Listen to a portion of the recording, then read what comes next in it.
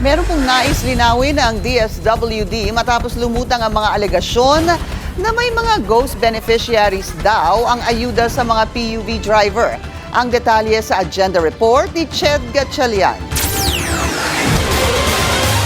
Kahit mapapadali, hindi raw ipapadaan ng DSWD sa e-wallets ang pagbibigay ng ayuda sa PUV drivers. I can easily get those lists and then i-credit namin and then makakarinig kami na nag-credit kami sa patay na, sa hindi na driver, sa nag-OFW na. That's why COA is very strict with us na kailangan may verification, makita namin yung tao. Sa mga nagsasabing may mga patay sa listahan ng beneficiaries ng DSWD, may mensahe si Gatchalian. I will tell you right now, hindi yan nangyayari dahil personal pumupunta sa harapan ng empleyado namin at tinitignan namin.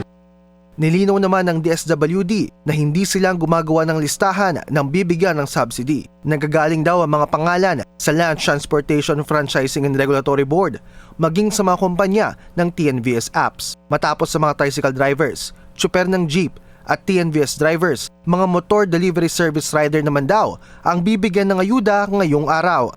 Ang suma total nitong lahat sa Metro Manila ay 216,267 at kulang-kulang 1.5 billion pesos yung magagamit ng departamento.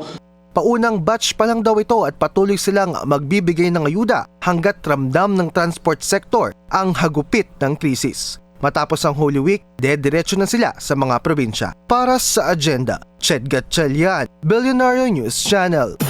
Mag-follow sa aming mga social media accounts at mag-subscribe sa aming YouTube channel para sa pinakahuli at eksklusibong mga balita.